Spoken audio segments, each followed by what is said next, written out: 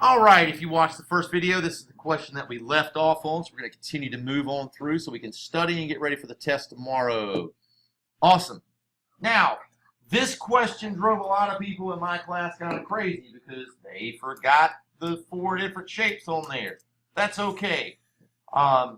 They also weren't plotting things in the right spots. So I'm going to do this in red. If you're in my class, you know this means I am doing it wrong. I am doing this wrong at home on purpose. So tell me what I'm doing wrong. You guys don't yell it out. Just tell me what I'm doing wrong at home. You figure it out, and then you can yell if you want to. Your parents will have no idea what you're talking about. Just tell me what I'm doing wrong, and we'll figure it out. All right, A is 1, 4. So I go up 1, 1, 2, 3, 4. Okay. 2, 6. Up 1, 2, 1, 2, 3, 4, 5, 6. 4, 4. 1, 2, 3, 4. 1, 2, 3, 4. And 5, 3. 1, 2, 3, 4, 5. 1, 2, 3. I don't see anything that is inside the pentagon and nowhere else. What did I do wrong, Samantha?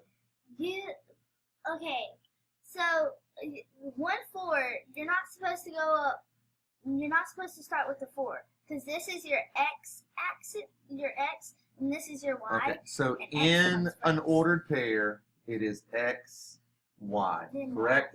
Yes. I have to do the X axis first. Now that is a mistake they want you to make, don't they? The test makers are praying. Please, I hope they had terrible teachers. You don't. You have great teachers. Now let's do this the correct way. 1, whoops, 1, 1, 2, 3, 4. That is there. That is inside of the trapezoid. It needs to be outside the trapezoid and square, inside the pentagon, nowhere near the pentagon, so that is not my answer. 2, 1, 2, 1, 2, 3, 4, 5, and 6. Now I'm inside the square, not outside of it, and I'm nowhere near inside the pentagon, so that can't be my answer. 1, 2, 3, 4. 1, 2, 3, 4. Sweet, I'm inside the pentagon, but I'm also inside the trapezoid, and I have to be outside the trapezoid, so that cannot be my answer. If D doesn't work out, then I'm in a lot of trouble, right? Yeah. 1, 2, 3, 4, 5. 1, 2, 3. I am inside the pentagon. I am outside both the trapezoid and the square. D is my answer. Who feels good about that one? There's going to be tons of things. Which of these points fall inside this triangle? Which of these points fall on this line? Which of these points fall inside the square? You should be able to know how to do those kind of things. All right. Triangle PQR is shown. Hey, what points are located inside the triangle? All right. 1, 2, 1, 2, 3. Is that inside the triangle? No, that's like dead on the corner of the triangle. That's not helping me at all, is it? Okay, so that's not it. 3, 2. 1, 2, 3, 1, 2. Is that point inside the triangle? 4, 3. 1, 2, 3, 4. 1, 2, 3. Is that inside the triangle? Oh, yeah. I'm going to check my last one just to make sure. 1, 2, 3, 4, 5. 1, 2, 3. No, that is not. My only answer is C. You see how you, almost all of these, have you realized that we're interacting with all 4 answers? If you're not interacting with all 4 answers, you have a high probability of missing these. If you're not going through the entire thing, like Samantha showed us, we would have missed that one problem because the first one works out great. Then you realize none of the others do. Just because the formula works with one set, it has to work with all of the things in the set. All right. Did I just do this one? Yeah. Yes. I already did that one. Well, we'll skip that one then. Already done that one. All right. All right. Missing pencils. I swear, I hope Miss Klein and Miss Levy are at home watching this, because I don't know about your rooms, but in my room, someone in here is like part beaver. They are eating the pencils. Ew. Because I don't know what's happening to them. Somewhere with the lost socks is a stash of pencils, because they disappear like crazy. It's like a magic trick in my room. It's insanity. Now, if this trend continues, how many pencils will be missing on day 8? Okay. On day 2, I had 3 pencils missing. On day 3, I had 4. So I can see it looking at the graph, but I really need a chart. I need a chart. Some of you see the graph. So on day 2, there were 3 pencils missing. On day 3, there were 4 pencils missing. On day 4, there were 5 pencils missing. On day 5, there's 6. On day 6, there is 7. And this says on day 8. Okay? Well, I can look at day 7 and tell it's probably going to be here. I can look at the graph and tell it's going to be here. Or I can look at my pattern. What's my pattern for X? This is an easy pattern. And then +1. What's my pattern for Y? +1. Okay, on day 7, how many would be missing? 8. On day 8, 9. 9 is my answer. If I look at my graph, 8, there are 9 pencils missing. Do you see how to do that? There will be questions just like this where it's blank and it's going to say, if this trend continues, you have to know how to go through the graph and figure out the answer. You guys are feeling comfortable with that one? All right. The graph of the equation. Whoa. Let's see if we can pull that up into where we can all see it. There we go. The graph of the equation, y equals x minus 3. Now, that seems a little backwards to me. I feel weird writing it like this, but is it okay? Yeah. It doesn't matter, does it? Is shown on this grid. Okay. Now, which of the following points are on this line? Okay, well, I need to do what? To see if these points, any of these points are on this line, what should I do?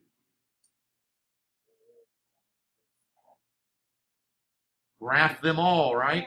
Okay, so 0, 3, 0, 3 is here. Is that on the line? No, that's not my answer. 1, 4. Is that on this line? No. No, that's not on that line. So 1, 4 is not the answer. 1, 2, 3, 4, 5, 6. 1, 2. Is 6, 2 on that line? No. No. I hope the next one is. 1, 2, 3, 4, 5, 6, 7. 1, 2, 3. Is 7, 4 on that line? Yes. I see that 7, 4 is on that line. Do you understand that? Now, could I solve that any other way? Sure. I could have said, without graphing all of that, I could have plugged all of this into there. Y equals, and I know that y should be, according to this, what?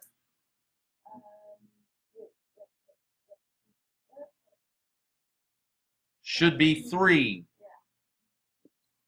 My equation would be 0 minus 3 equals 3. Can I take 3 away from 0 for us and get 3? No, I would be negative 3. Does that work for this formula? No, it doesn't work. Let's take this and plug in the next one. What is y equal in this?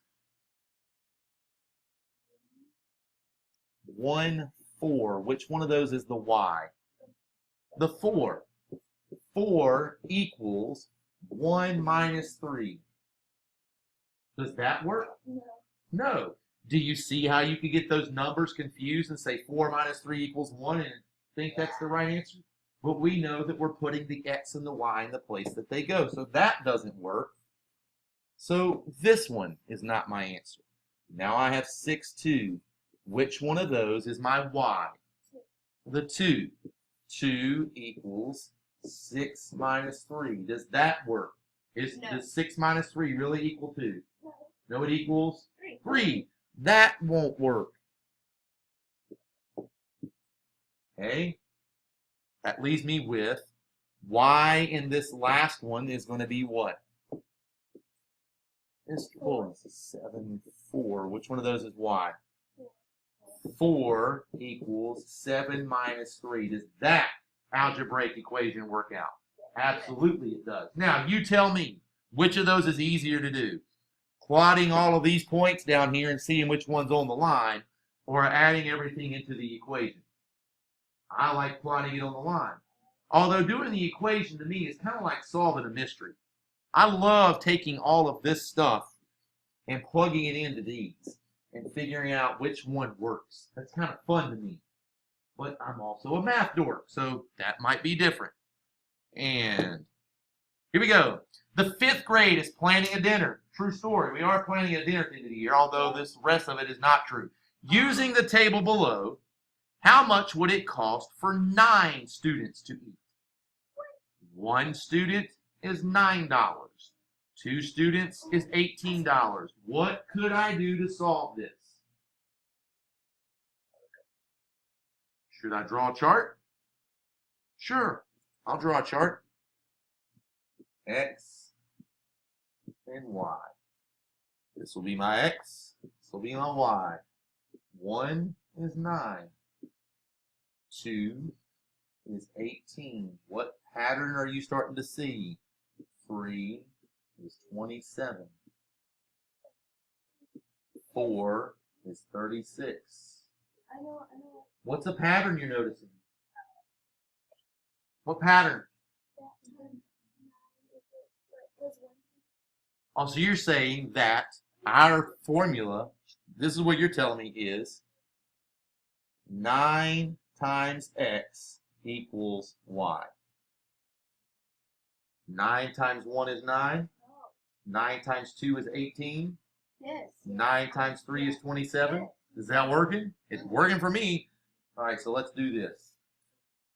5 is 45, and that is where it stops. Shoot. Well, we can figure that out. 6, 7, 8, 9. 9 times 6? No, 64. 54. 9 times 7? 63. 9 times 8? 72. And what we're wanting to find is 9 students, 9 times 9? 81. It would cost $81 to feed 9 students. Do you see how I did that one? Now me, I also can look at this and say, if 1 student equals $9, 9 students would equal what? 81. Well, I know 1 times 9 is 9. I would just say 9 times 9 equals 81 and be done with it. Yeah. Although this is probably what I would have used to solve this question. Sound good? Mm-hmm. Minute and 45.